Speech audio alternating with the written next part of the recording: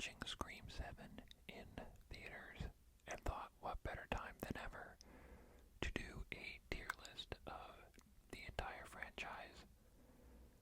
I will not be giving any Scream 7 spoilers in this video. That being said, I will be doing mild to heavy spoilers for Scream 1 through 6. So if you haven't seen those movies, I don't know what you're doing here, but I appreciate it. I suggest you go watch them and then come back here so we can talk all things Ghostface. Scream is my favorite horror franchise ever since they massacred my boy with the Chucky TV show. Spoiler for the ranking, I will have no movies in the D list because I don't think any of the movies are that bad. So S will be the best of the best, A will be great, B will be okay, and C will be disappointing. So let's get it started with Scream 1. For me, this is a C list because, no, I'm just kidding. It's an S tier, obviously. This was the first time Kevin Williamson and director Wes Craven teamed up for a Scream movie and gave us what Martin Scorsese refers to as absolute cinema. The Drew Barrymore opening scene immediately shows how iconic the rest of the film will be. I also love the cast and characters here, most notably Sidney Prescott, Dewey Riley, and Gale Weathers, and I'm very happy we got to follow their journey for a bunch more movies. I think the ghost faces in this are also the best pairing of ghost faces. Billy and Stu are great characters, even though I think Stu is severely underappreciated and overshadowed by Billy. Billy was just scarier, but Stu was more of a chill dude, minus the fact that he killed a bunch of people. Moving on to Scream 2. This is A tier for me. A lot of people put this above the original. Maybe not a lot of people, but there is a strong case for thinking this is better than the original.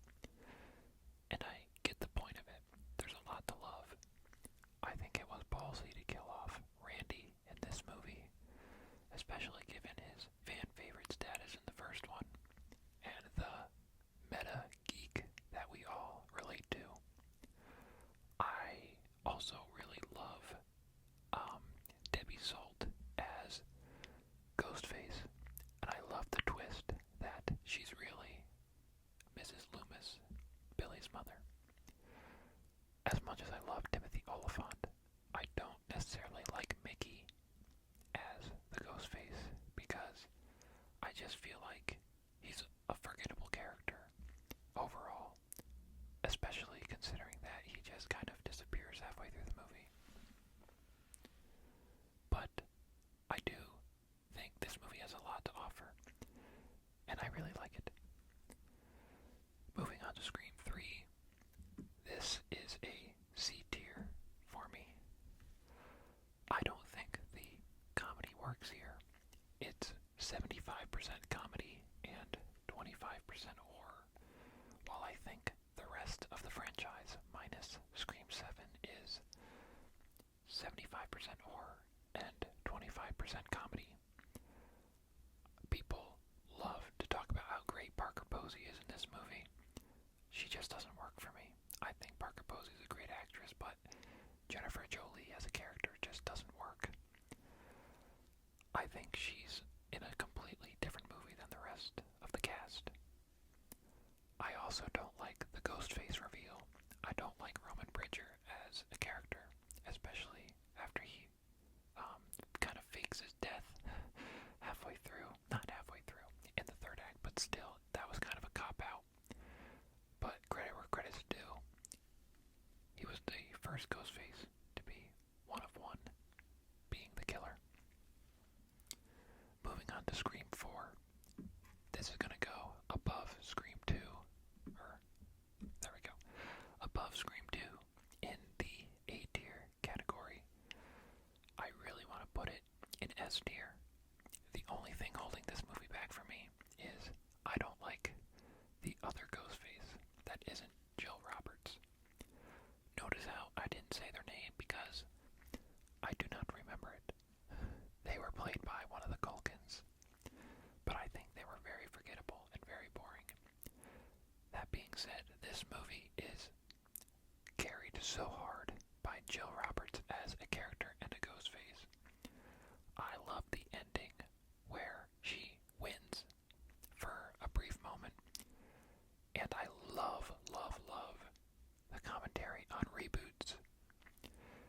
This movie gets a lot of criticism for its lighting. Some people think it looks really cheap, but I think it adds to it. It had to have been intentional, and I like that stylistic choice.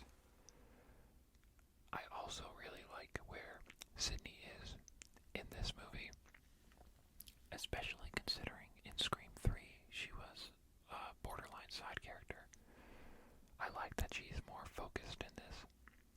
So much to love, especially Kirby as a character. She's also great.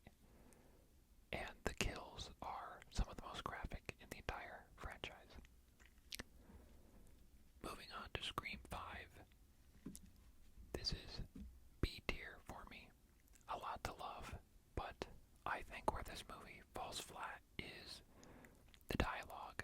I think a lot of it is really, really, really on the nose and cringy, especially a lot of the dialogue they give to Melissa Barrera as Sam Carpenter. Sam as a character I really like, especially in Scream 6, but they just really missed the landing in this movie. I don't like that the original three characters don't get a scene together in this movie, although that is nitpicking. I think both of the ghost faces are okay.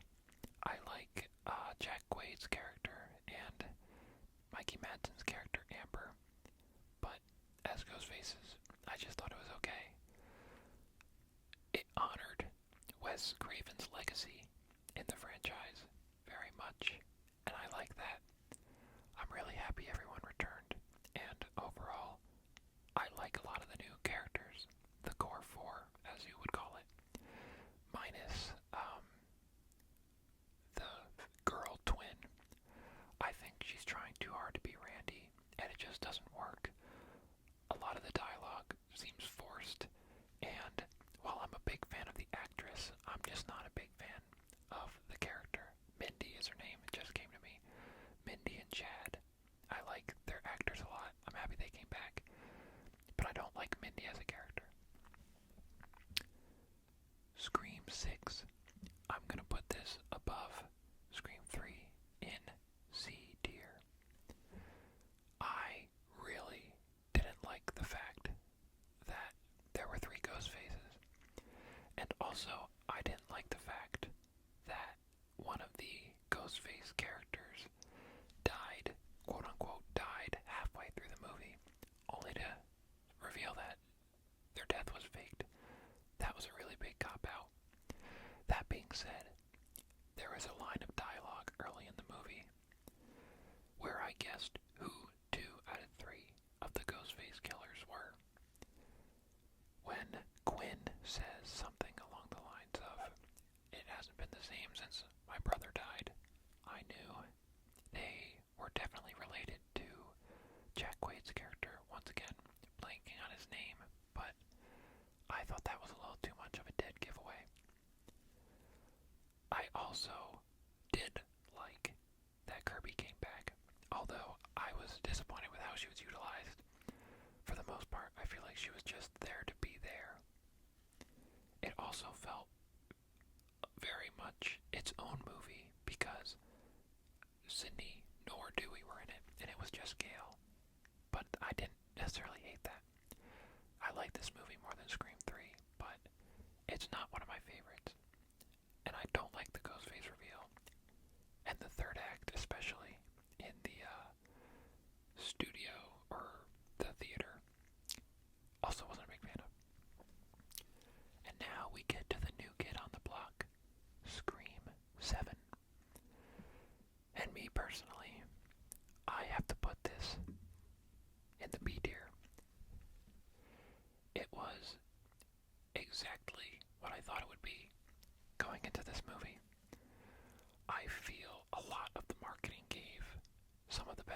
minutes away, which was very disappointing. But as someone that avoided most of the trailers, I still saw a lot of the plot elements coming. I think they knew they were in deep water with all the controversy surrounding Scream 6, and understandably so. But I don't think this really should have been made. I think it was too soon. There was a lot of anger in the Scream franchise from the fans. And I don't know, this was fine. It was okay, but it didn't really prove its existence. It didn't really justify being made. So that's how I feel about it in short terms. I might do a full spoiler review on this in the future, but for now, that's all I have to say. And with that, that is the entire Scream franchise ranked. Please let me know your ranking